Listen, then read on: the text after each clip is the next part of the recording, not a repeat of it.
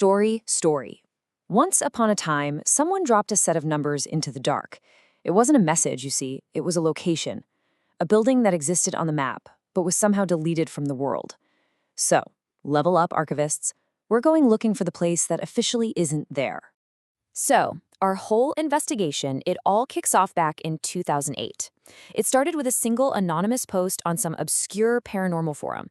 I mean, there was no story attached, no leaked document, nothing. It was just a string of GPS coordinates. That's it. That's our point of origin.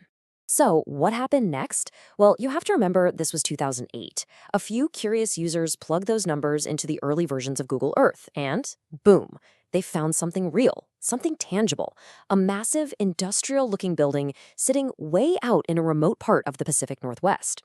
But here's where the data just completely falls apart. When those same users checked the official state and federal building registries, they found nothing. Zilch. No permits, no records, no history whatsoever. According to every single official source, that building does not exist. It never did. To really wrap your head around how something like this could even happen, you have to look back. There's this West African philosophy called Sankofa. It basically means we have to go back to the past to reclaim our future. And for us, that means revisiting the digital Wild West of 2008.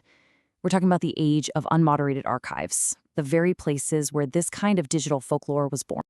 You should think of these old sites as, well, digital time capsules, little ghost cities on the web. They captured this raw, unmoderated slice of human interaction. But so many of them are buried now, lost to corporate server migrations, lost to what we call progress. And what's so fascinating about this particular era is that a story didn't have to be true. It just had to be interesting. But here's the key difference. Unlike a purely fictional story like Slender Man, the 2008 coordinate drop pointed to a physical place, something you could, in theory, actually go out and touch. Okay, now we arrive at the central anomaly.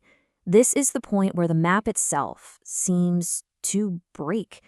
This is about the total complete disappearance of that building from every piece of modern satellite imagery. And look, the visual evidence is it's stark. In the 2008 data, the structure is crystal clear. You can see a multi-wing complex, looks like it's made of reinforced concrete. But fast forward just 4 years to 2012, when the satellite image is updated, and it's gone, replaced by a pristine, untouched forest, as if it was never there. This is what researchers call a simulation collapse. It's that deeply eerie feeling you get when the digital map and the physical world just don't line up anymore. There's an absence where something should be. And it's not just us. Hikers who went looking for the site, they reported the exact same thing. They found the spot on the map, sure, but on the ground, no ruins, no foundations, nothing. The truly crucial part here is the ease of it all, the simplicity of the erasure. It wasn't just removed from a map. No, it felt as if a massive physical building had been deleted from the Earth itself as simply and as cleanly as an old music file you didn't want anymore. Okay, so how in the world do you explain a ghost in the map? Out of those old forums, 3 main theories bubbled up to try and make some sense of the building's existence and its sudden, total disappearance. The first 2 theories, they're pretty straightforward, right? Either it was a secret government site, or it was just a simple mapping glitch. But that third theory, that's the one that's really intriguing. What if this was deliberate misinformation, an alternate reality game? Or was it something more? A test, maybe, to see if the map could be manipulated to become more real to people than the ground beneath their feet. All right, let's move on from the speculation and get back to hard data, because modern technology, it actually lets us look back in time. It lets us perform a kind of digital archaeology on the landscape itself. So we started asking a different question. What if the map wasn't wrong? It was just outdated.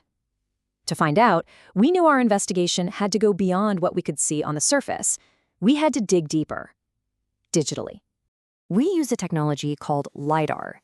Basically, it shoots lasers down from a plane or drone, and it lets us see right through the current forest canopy. It lets us scan what's actually lying underneath the soil. And we found something. Right there, under the soil at those exact coordinates, we detected a completely unnatural density, 2,800 kilograms per cubic meter. Now, to put that in perspective, that's a density consistent with reinforced concrete and metal. We found a hidden structure, right where only soil should be.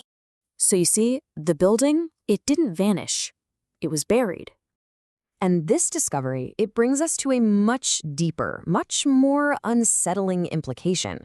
If the building was buried and the map was then changed to show a perfect forest, then the map isn't just reflecting reality anymore. The map is lying to us.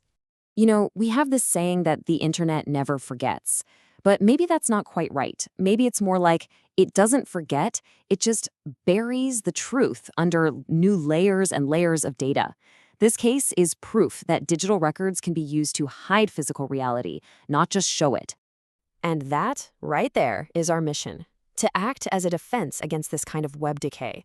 Our job is to recover what was meant to be deleted, to dig through the digital ruins of our own past. The 2008 coordinate drop proves that even now, in an age of total surveillance, there are deliberate voids in our world. There are places that, officially, are not there. And the thing is, once you see the hole on the map, you can't unsee it.